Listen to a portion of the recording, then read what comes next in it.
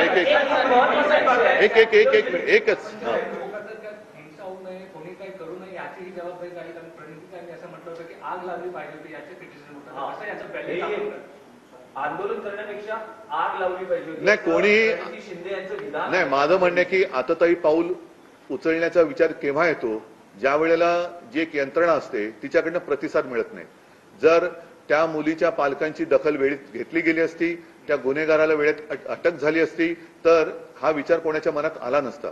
जेव्हा अशा घटना घडल्यानंतर यंत्रणा ढिम्म राहते, गर्भवती आईला 10-12 तास खोळंबून ठेवलं जातं आणि त्याच्यानंतर जर का जनतेचा उद्रेक झाला तर त्याच्यात राजकारण आणलं असं म्हणणं आणि ज्यांनी आंदोलन केलं त्यांच्यावरतीच गुन्हे दाखल करणं, हे असं बघितल्यानंतर मग आग लागू तुझ्या कारभाराला असंच म्हणायची वेळ येते.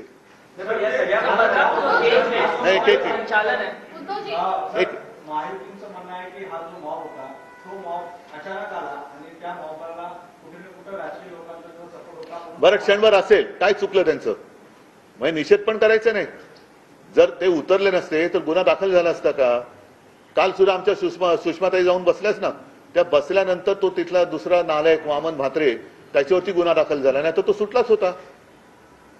हेच तर माझं म्हणणं आहे की जर तुम्हाला याच्यात राजकारण वाटत असेल तर याचा अर्थ तुम्ही तुमच्या काळात जे काही गुन्हे घडतायत, आता तुम्ही जो सांगितला प्रश्न विचारला, मला पण अशी माहिती मिळाली की ही शाळा RSS किंवा भाजपच्या लोकांशी संबंधित अशी माहिती मिळाली. खरी खोटी मी बघायला गेलो नाही, पण एक गोष्ट नक्की की गुन्हा दाखल करून घ्यायला विलंब तर लागला, हे सत्य आहे. आणि त्याच्यानंतर जर का पोलीस आपल्या तक्रारीची दखल घेत नाहीत असं म्हटल्यानंतर परत एकदा सांगतो, ही मुलगी एक दुर्दैवानी ते एक प्रतीक झालंय.